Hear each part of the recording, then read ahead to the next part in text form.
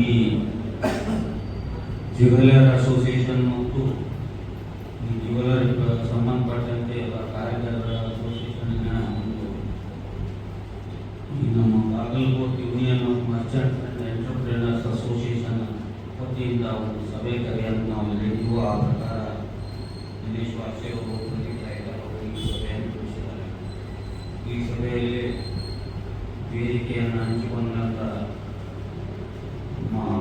ಯೂನಿಯನ್ದ ಉಪಾಧ್ಯಕ್ಷರಾದ ರಾಮ್ ಮುಂದ್ರಾ ಅವರೇ, ದಿನೇಶ್ ವಾಸಿ ಅವರೇ, ವಿಠಲ್ ಪ್ರಭಾರ್ ಅವರೇ ಹಾಗೂ ಎಲ್ಲ ವೇದಿಕೆ ಮೇಲೆ ಆಸೀನರಾದ ಹಿರಿಯರೇ ಹಾಗೂ ಇಲ್ಲಿ ನಡೆದಂತ ಎಲ್ಲ ಸಭಿಕರೇ, ಈ ಬಾಗಲಕೋಟ್ ವ್ಯಾಪಾರ ಮುಳುಗಡೆ ಈ ವಿಷಯ ಮಾತಾಡಕತ್ರ ನನಗನ್ನಿಸ್ತದೆ ಟೈಮ್ ಸಿಗಂಗಿಲ್ಲ. ಯಾಕಂದ್ರೆ 40 ವರ್ಷ ಹಿಸ್ಟ್ರಿ 1964 ಫೌಂಡೇಶನ್ ಸ್ಟೋನ್ ಲೇ ಆಯಿತು, ಆಲ್ಮಟ್ಟಿ ಡ್ಯಾಮ್ ಮಾಡ್ತಾರೆ. ಬಾಗಲಕೋಟೆ ಇಲ್ಲಿ ತನ ಮುಳುಗಡೆ ಮಾಡ್ಬೇಕಂತೇಳಿ ಡಿಸ್ಕಸ್ ಮಾಡಕ್ಕ 4-5 ವರ್ಷ 527 ಮೀಟರ್ ವರೆಗೆ ಬಾಗಲಕೋಟನ್ನು ಅಷ್ಟ ಶಿಫ್ಟ್ ಮಾಡಬೇಕು ಅಂತೇಳಿ BTDM ವಿಚಾರ ಮಾಡಿತ್ತು. ಫೇಸ್ 1, ಫೇಸ್ 2, ಫೇಸ್ 3 ಅಂತ ಮಾಡಿತ್ತು. ಇದರ ಸಲುವಾಗಿ 4544 ಎಕರೆ ಅಕ್ವಿಜಿಷನ್ ಆಯಿತು. 87 ಅಕ್ವಿಜಿಷನ್ ಆಗಿ ಫಸ್ಟ್ ಫೇಸ್ ಡೆವಲಪ್ ಆಗಕನ 12 ವರ್ಷ. ಯಾವಾಗ 2002 ಕಂಪಲ್ಸರಿ ನೀರು ನಿಂದಿಸಬೇಕು, ಇರಲಿಲ್ಲ ಅಂದ್ರೆ ನೀರು ಹರಿದು ಹೋಗ್ತದೆ, ನಮ್ಮ ನೀರು ರಿಯೂಸ್ ಆಗಂಗಿಲ್ಲ ಅನ್ನುವಂಥ ಒಂದು ಕೋರ್ಟ್ ಆದೇಶ ಬಂದ ಮ್ಯಾಗ ಇದನ್ನ ಇಟ್ಕೊತಿದ್ವಿ. 2002 ನೀರು ನಿಂದಿಸಬೇಕಂತ ವ್ಯಾಪಾರ ಶ್ರೀಮಂತಿಕೆ ಅವನ್ನೆಲ್ಲ ಮಾಡ್ಯಾರ. ಯಾಕೆ ಏನಿದ್ರು ಗೊತ್ತಿಲ್ಲ, ತಮಿಳ್ನಾಗ ಗೊತ್ತಿದ್ರ. ಇದು ಬಾಗಲಕೋಟೆ ಒಂದು ಮುನ್ನೋಟ. ಇನ್ನು ಮುನ್ನೋಟನೂ ಹಂಗ ಆಗುದು ಬೇಡ ಅಂತೇಳಿ ವಿಚಾರ ಮಾಡಿದ ಮುಖ್ಯವಾಗಿ ಒಂದು ಊರು ಅಂತಂದ್ರೆ ಬಾಗಲಕೋಟೆ ತಗೊಂಡ್ಬಿಡೋಣ. ಅವಳಿ ಜಿಲ್ಲೆ ಬಾಗಲಕೋಟೆ, ಬಿಜಾಪುರ ಇದ್ದಾಗ ಹೈಯೆಸ್ಟ್ ವ್ಯಾಪಾರ ಎಲ್ಲಿ? ಬಾಗಲಕೋಟೆಗೆ. ಹೈಯೆಸ್ಟ್ ಟ್ಯಾಕ್ಸ್ ಪೇಯಿಂಗ್ ಬಾಗಲಕೋಟೆಗೆ. ಅದು ಯಾಕಿತ್ತು ಅಂತಂದ್ರೆ ಬಿಜಾಪುರ ಒಣ ಭೂಮಿ ಬರೀ ಪಾಪ್ಯುಲೇಷನ್ ಇತ್ತು, ನೀರು ಇರಲಿಲ್ಲ, ಊರಾಗ ಇರಾಕನ ಒಲೆ ಅಂತಿದ್ರು ಜನರು. ಹಂಗಾಗಿ ಬಾಗಲಕೋಟೆ ಒಂದು ಸ್ವಲ್ಪ ಜಾಸ್ತಿ ಫಲವತ್ತಾದ ಭೂಮಿ ಇತ್ತು, 2 ನದಿ ಹರಿದಿತ್ತು. ಇವನ್ನೆಲ್ಲ ನೋಡ್ಕೊಂಡು ಇಲ್ಲಿ ಅಗ್ರಿಕಲ್ಚರ್ ಪ್ರಾಡಕ್ಟ್ಸ್ ಭಾಳ ಬೆಳಿತಿತ್ತು. ಆಗಿನ ಟೈಮ್ದಾಗ ಶೇಂಗಾ, ಜವಾರಿ ಪ್ರಾಡಕ್ಟ್ಸ್ ಏನು ಪಿಲ್ಲರ್ಸ್ ಅಂತೀವು ಎಲ್ಲ ನ್ಯಾಚುರಲ್ ಆಗಿ ಬರ್ತೈತಿ. ಇಲ್ಲಿ ಈಗ ಇನ್ನೊಂದು ತಿಂಗಳಿಗೆ ಹೆಸರು ಬರ್ತೈತಿ ಗೊಂಜಾಳ. ಸ್ಲೋಲಿ ಅದು ಚೇಂಜ್ ಆಗಿ ಕಬ್ಬಿಗೂ ಒಂದು ಕಮರ್ಷಿಯಲ್ ಕ್ರಾಪ್. ಅದೇ ರೀತಿ ಬಾಗಲಕೋಟೆ ಮಾರ್ಕೆಟ್ ಮುಳುಗಡೆ ಒಳಗೆ 2002 ಮುಳುಗಡೆ ಆಯ್ತು. ಅರ್ಧ ಬಾಗಲಕೋಟೆ ಶಿಫ್ಟ್ ಆಯ್ತು. 2002 2ರಿಂದ 3 APMCನೂ ಅಲ್ಲಿ ಶಿಫ್ಟ್ ಆಯ್ತು. ಈ ಒಂದು ಮುಳುಗಡೆ ವಿಷಯವಾಗಿ ನಾವು ಹುಟ್ಟಿದ 6 ವರ್ಷ, ಡ್ಯಾಮ್ ಸ್ಟಾರ್ಟ್ ಆಗಿ 6 ವರ್ಷದಿಂದ ಹುಟ್ಟಿನ. ಅವಾಗ ಪ್ರಜಾಮತ ಸುಧಾ ಅಂತ ಏನೇನೋ ಬರ್ತಿತ್ತು. ನಾವು ವಯಸ್ಸಿನ ಸಣ್ಣದ ನೋಡಿದ್ರೆ ಆದ್ರೂ ಅದ್ರೊಳಗೆ ಗೊತ್ತಿತ್ತು ಮುಳುಗಡೆ ಆಕತಿ, ಬಾಗಲಕೋಟೆ ಮುಳುಗ್ತೈತಿ. ಬಾಗಲಕೋಟೆ ಮುಳುಗ್ತೈತೆ ಅಂತ ಕಲ್ಪನಾ ಏನ್ ಮಾಡ್ತಿದ್ವು, ನೀರಾಗ ಐತನಪ್ಪ, ನಾವೆಲ್ಲರೂ ಎಲ್ಲರೂ ಹೆಂಗ್ ಹೋಗ್ಬೇಕು ಏನು ಅನ್ನುವಂತ.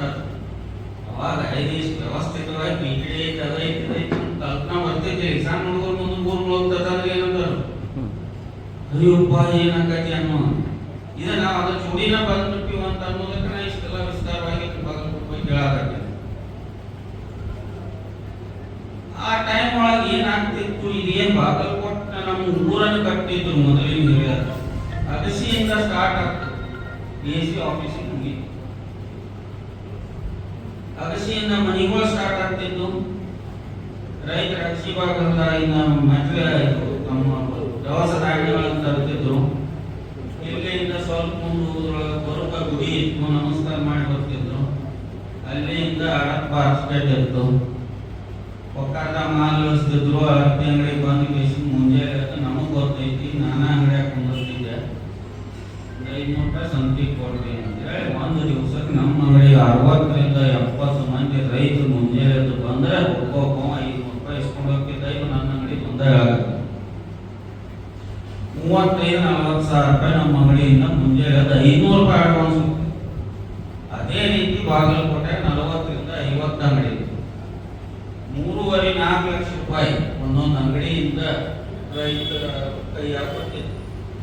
ಅವ್ರು 11-12 ಅಂದ್ರೆ ನಿಮ್ಮ ಉಳಿದ ಅಂಗಡಿಗಳಿಗೆ ಒಂದು ಸಂತಿ ಮಾಡಿ ಅವತ್ತಿನ ದಿವಸದ 4-5 ಲಕ್ಷ ರೂಪಾಯಿ ಬಾಗಲಕೋಟೆ ವ್ಯವಹಾರ ಆಗಿಬಿಟ್ಟಿರ್ತ. ಆ ವ್ಯವಸ್ಥೆ ತಪ್ಪಿ ಬಿಡುತ್ತೆ. ನಾವು APMC ಅಧ್ಯಕ್ಷ ಮೇಜರ್ ಡ್ರಾಬ್ಯಾಕ್ ನಮಗ್ ಬಂದಿತ್ತು ಅಂತಂದ್ರೆ, ಇವತ್ತು ನಾವು ಇಷ್ಟು ಒದ್ದಾಡಕ ಮೇಜರ್ ಒಂದು ಮೇಜರ್ ಕಾರಣ ಇದ್ದಿದ್ದಂದ್ರೆ ಕನೆಕ್ಟಿವಿಟಿ.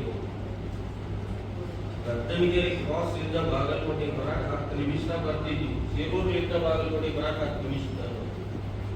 ಈ ವಾರಿ ಹಳ್ಳ ಪ್ಲಸ್ ಮಾರುದ್ರಪ್ಪನ ಹಳ್ಳ, ಇವು ಎರಡನ್ನ ತಯಾರು ಮಾಡಲಿಲ್ಲ. ಈ ಊರಿಗೆ ಹೆಂಗ್ ಬರಕ ಇವನ್ ಬಿಟ್ಟು ಶಿಫ್ಟ್ ಮಾಡಿಬಿಟ್ಟು ಎಲ್ಲರೂ ನಮ್ಮನ್ನ ಬಾಗಲಕೋಟೆ ಬರ್ಬೇಕು. ಇವತ್ತು ಸಹಿತ ಬಸ್ ಹಂಗಾಟ ನಿಮ್ಗೆ 1 ತಾಸು ಟೈಮ್ ವೇಸ್ಟ್ ಆಗ್ತದೆ. ಟೈಮಿಗೆ ಅಷ್ಟು ಮಾತು ಬಂದದ್ದು, ಅವಾಗೂ ಆ ಮಾತು ಚಾಲು ಆಗ್ತದೆ. 10-15 ನಿಮಿಷ ಬಾಗಲಕೋಟೆಗೆ ಬರುವಂತ ಜಗದಾಗ 45 ನಿಮಿಷ ನಮ್ಮನ್ನೆಲ್ಲ ಸುತ್ತ ಹೊಡೆದು ಬಾಗಲಕೋಟೆಗೆ ಬರ್ಬೇಕಾಗ್ತದೆ. 1.5-2 ತಾಸು ಬೆಳಿಗ್ಗೆ ನಾವು ಬಾಗಲಕೋಟೆಗೆ ಬಂದು ಹೋಗ್ಬೇಕಾಗ್ತದೆ. ಅವ ಅಷ್ಟು ಟೈಮ್ ಸಾಮಾಂತರ ಟ್ಯಾಕ್ ಯೂಸ್ ಮಾಡ್ಕೊಂಡ್ರೆ ಅವಾಗ ಗದ್ದಲಿಗೆ ಈ ಸಂಪರ್ಕ ಫಸ್ಟ್ ಕಟ್ ಆಗ್ತದೆ, ಮುಂದೆ ಹೊಳೆ ಸ್ಟಾರ್ಟ್ ಆಗ್ತದೆ. ಈಗೇನು ಬಾಗಲಕೋಟೆಗೆ ಬರಾಕತ್ತ ಪಾಪ್ಯುಲೇಷನ್ ಹೆಚ್ಚಾಗೈತೆ ಅಂತ ಬರಾಕತ್ತಾರ, ಹೊರತಾಗಿ ಈ ಬಾಗಲಕೋಟೆ ವ್ಯಾಪಾರ ಮಾಡ್ಬೇಕಂತ ಬರಾಕತ್ತಿಲ್ಲ. ಅವಾಗಿನ ಪಾಪ್ಯುಲೇಷನ್ಗೆ 20 ವರ್ಷದ ಪಾಪ್ಯುಲೇಷನ್ಗೆ ಪಾಪ್ಯುಲೇಷನ್ ಹೆಚ್ಚ. ಮತ್ತೆ ಇದನ್ನು ಬಿಟ್ಟು ಯಾಕೆ ಹಿಂಗಾಕು ಅಂತಂದ್ರೆ ಕೆಲವೊಂದು ವಿಷಯಗಳು ಬಂದು ಅವಾಗ ನಾನು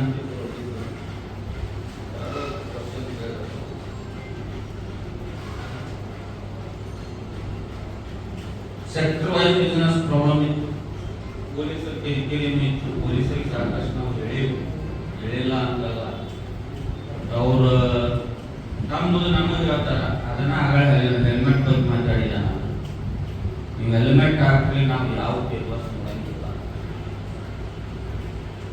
ಇವರು ಏನ ಕೇಳಿದ್ರು, ಸೆಕ್ಟರ್ ವೈಸ್ ಬಿಸ್ನೆಸ್ ಅದು ಹೆವಿ ಪಾಪ್ಯುಲೇಷನ್ಗೆ ಆಗ್ತೈತೆ.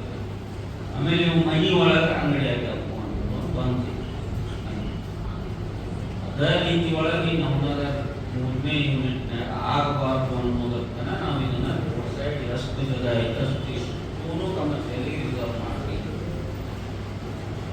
ಆಮೇಲೆ 2.5% ಮಾಡಿದ್ದೀವಿ. ರೆಸಿಡೆನ್ಸಿಯಲ್ ಲೇಔಟ್ ಅದು 1700 ಎಕರೆ ತಗೊಂಡಾಗ 3rd ಯೂನಿಟ್ನಾಗ.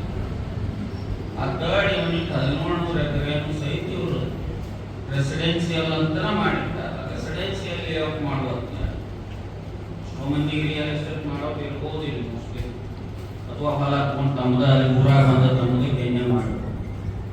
ಯಾವುದೇ ಒಂದು ಲೇಔಟ್ ಮಾಡಕ್ಕೆ ನೀವು ಹೋದ್ರಿ ಅಂತಂದ್ರೆ ಕೆಲವೊಂದು ನಾಮ್ಸ್ ರೆಸಿಡೆನ್ಸಿಯಲ್ ಲೇಔಟಿಗೆ ಹೋಗಿ 55% ಹೆಚ್ಚು ರೆಸಿಡೆನ್ಸಿಯಲ್ಲಿ ಕೊಡಂಗಿಲ್ಲ. 55% ರೆಸಿಡೆನ್ಸಿಯಲ್ಲ ಹೇಳ್ತಾರೆ ಟೋಟಲ್ ಜನ, 10% ಗಾರ್ಡನಿಂಗ್ ಇರ್ತಾರೆ. ನಿಮಗೆ ಆ ರೆಸಿಡೆನ್ಸಿಯಲ್ ಲೇಔಟ್ನಾಗ ಏನಾರ ಅಕಸ್ಮಾತ್ ಕಮರ್ಷಿಯಲ್ ಬೇಕು ಅಂತ ನೀವು ಅಂದ್ರೆ owner of the land 2.5% commercial ಕೊಡ್ತಾರೆ. ಯಾಕಂದ್ರೆ ಜಗ ರೆಸಿಡೆನ್ಸಿಯಲ್ ಇದೆ.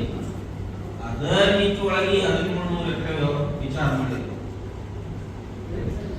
ಇದು ಬೇಸಿಕ್ ನಾರ್ಮ್ಸ್ ಇದೆ.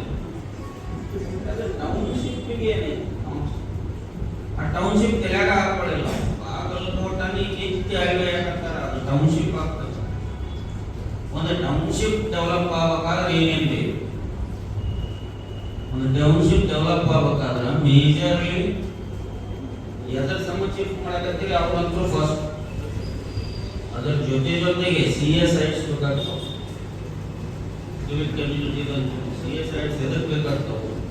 ನೀವು ಅಲ್ಲಿ ಹೋದ್ರಿ, ಅಲ್ಲಿ ಸುತ್ತಮುತ್ತಲ ಎಲ್ಲದಕ್ಕೂ ಒಂದು ವ್ಯವಸ್ಥೆ ಬೇಕಲ್ಲ, ಕಾಮನ್ ಆಗಿರುತ್ತೆ. ಬ್ಯಾಂಕಿಗೆ ಜಾಗ ಬೇಕು, ಸ್ಕೂಲ್ ಕಾಲೇಜಸ್ಗೆ ಜಾಗ ಬೇಕು, ಬೇರೆ ಬೇರೆ ಇನ್ಸ್ಟಿಟ್ಯೂಟ್ಸ್ಗೆ ಜಾಗ ಬೇಕು. ಅದಕ್ಕಂತ ಒಂದು ಪರ್ಸೆಂಟೇಜ್ ಐತಿ, ಅದನ್ನು ಆ್ಯಡ್ ಮಾಡಿರ್ತಾರೆ. ರೆಸಿಡೆನ್ಸಿಯಲ್ ಆದ್ಮೇಲೆ ಅದನ್ನು ಆ್ಯಡ್ ಮಾಡಿರ್ತಾರೆ. ಅದಲ್ಲದೆ ಕಮರ್ಷಿಯಲ್. ಸೊ ಟೌನ್ಶಿಪ್ನಾಗ 18 to 23% ಕಮರ್ಷಿಯಲಿಗೆ ರಿಸರ್ವ್ ಮಾಡಕ ಪ್ರೊವಿಷನ್. ಆ ಒಂದು ಪ್ರೊವಿಷನ್ದಾಗ ಯಾಕೆ ನೀವು 200 ಎಕರೆ ರಿಸರ್ವ್ ಮಾಡಂಗಿಲ್ಲ ನಾವು ಕೇಳಿ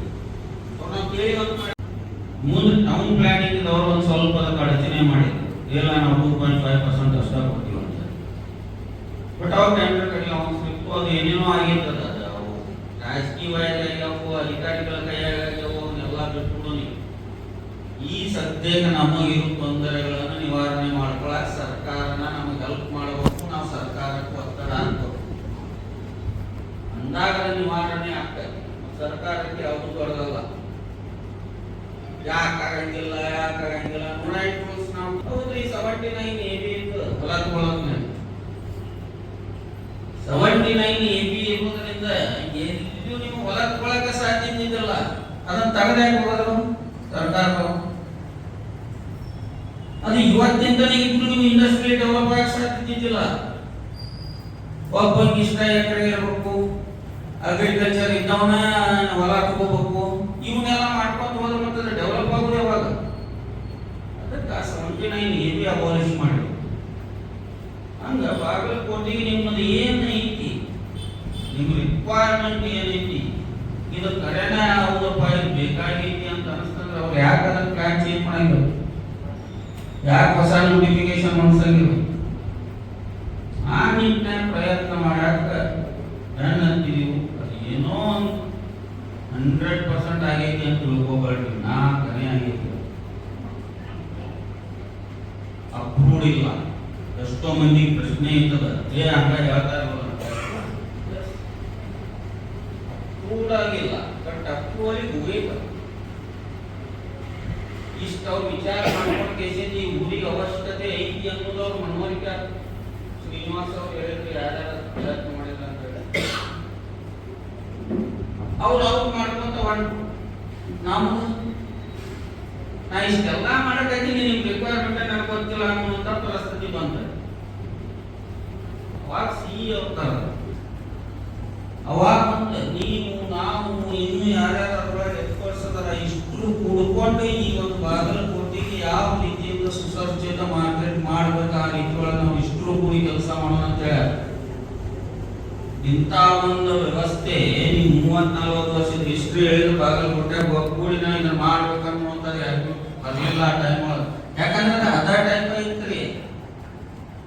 ಅವ್ರು ಮಾಡಿಲ್ಲ ಅಂತ ಅನ್ಬೇಡ್ರಿ. ಹಿಂದಿದ್ದವ್ರು ಯಾರು ಏನಾರ ಒಂದು ಮಾಡಕ್ ಹೋದ್ರೆ ಏನಾರ ಒಂದು ಹೊಸ ಪ್ರಶ್ನೆ ಬರ್ತಿತ್ತು. ಅಲ್ಲಿ ಏನಾರ ಅವ್ರಿಗೆ ಅವ್ರ ಅಂಗಡಿ ಕೊಟ್ಟರು ಕಟ್ಟದ ನಾವು ಕಟ್ತೀವಿ, ಅವ್ರು ನಮ್ಮ ಮ್ಯಾಗ ಹಾಕೋದು, ನಾವು ಅವ್ರ ಮ್ಯಾಗ ಹಾಕೋದು. ಅದಕ್ಕೆ ಅವ್ರಿಗೆ ಎಲ್ಲರಿಗೂ ಹಂಗೆ ಹೇಳ್ಬೋದು. ಒಟ್ಟ ಇನ್ನೇನು ಮಾತಾಡೋದು ಬೇಡ. ಇವತ್ತಿದ್ದ ಏನು ಮಾಡಕ್ ಸಾಧ್ಯ ಐತಿ ಅದನ್ನಷ್ಟ ವಿಚಾರ ಮಾಡೋಣ ಅಂತಂದಾಗ ಅಸೋಸಿಯೇಷನ್ ಬೇಕು ಅಂತ ಎಲ್ಲರೂ ಕೂಡ ಒಂದು ಅಸೋಸಿಯೇಷನ್ ಮಾಡ್ಬೇಕಂತ ಬಂದ. ನಾವು ಅಸೋಸಿಯೇಷನ್ ಮಾಡೋದು 7-8 ಮೀಟಿಂಗ್ ಮಾಡಿ ಬೆಳಿಗ್ಗೆ ಇದನ್ನು ಅಸೋಸಿಯೇಷನ್ ಮಾಡಬೇಕು ಅಂತ ಒಂದು ನಿರ್ಣಯಕ್ಕೆ ಬಂದಿವು. ಮತ್ತು ಅಸೋಸಿಯೇಷನ್ ಬಗ್ಗೆ ಕೆಲವೊಂದು ತಪ್ಪು ವದಂತಿಗಳನ್ನು ಬಂದು ನಮಗೆಲ್ಲ ಗೊತ್ತಿರಬೇಕು. ರೊಕ್ಕ ತಗೊಂಡು ಬ್ಲಾಕ್ ಮಾಡಕತ್ತಾರ, ಇವ್ರು ಮೆಂಬರ್ ಮಾಡ್ಕೊಂಡು ಅದು ಮಾಡಕತ್ತಾರ, ಇವ್ರು ಹಿಂಗ್ ಮಾಡಕತ್ತಾರ ಅಂತೇಳಿ ಅದಕ್ಕೆಲ್ಲಕ್ಕೂ ಸ್ಪಷ್ಟನೆ ಐತಿ. ಎಲ್ಲಾನು ಟ್ರಾನ್ಸ್ಪರೆನ್ಸಿ ಐತಿ.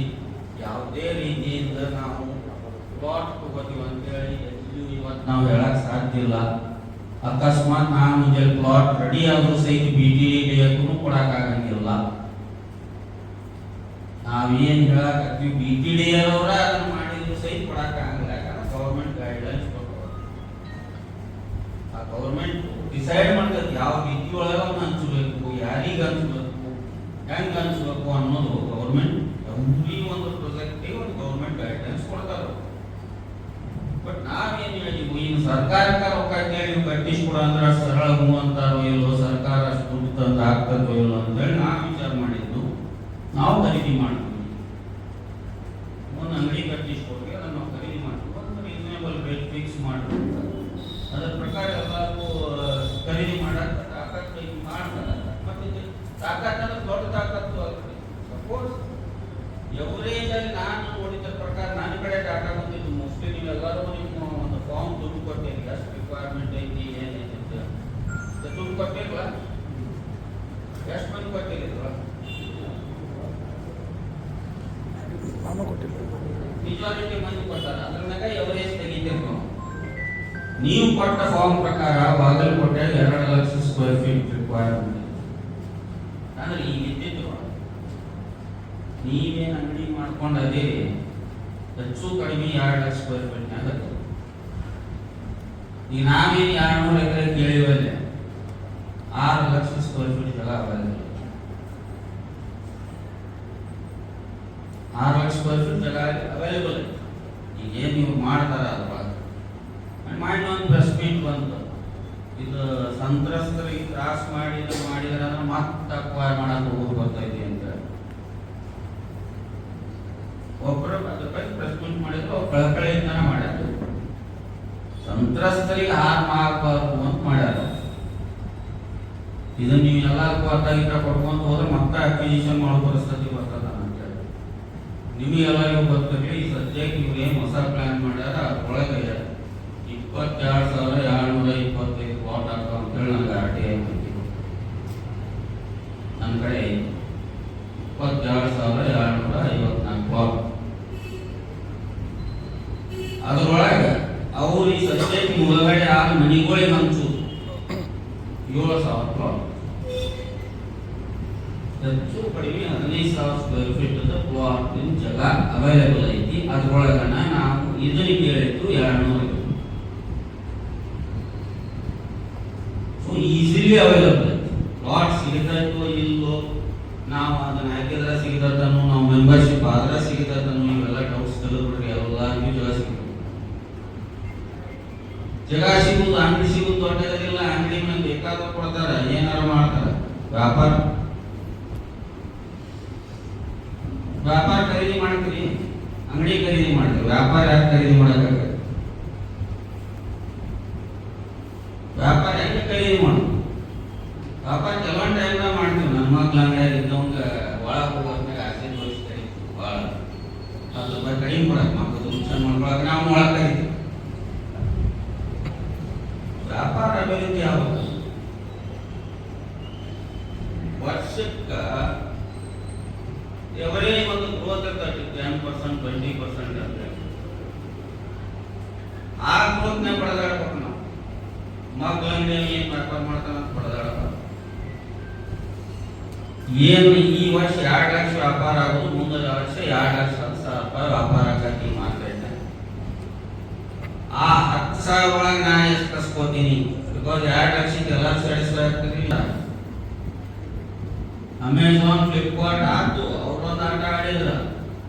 ಈಗ ಬ್ಲಿಂಕಿಟ್ ಯಾವ ಒಂದು ಸಾಮಾನು ಮಾಡಿಲ್ರಿ ಅವ್ರ. ಒಂದು ಸಾಮಾನು ಖರೀದಿ ಮಾಡಂಗಿಲ್ಲ, ಒಂದು ಸಾಮಾನು ಮ್ಯಾನುಫ್ಯಾಕ್ಚರ್ ಮಾಡಂಗಿಲ್ಲ, ₹1 ಹಾಕಿಲ್ಲ. ನಾವು ಫಾಸ್ಟೆಸ್ಟ್ ಡೆಲಿವರಿ ಕೊಡೋರಂತ, ಅದ್ರೊಳಗೆ ರೊಕ್ಕ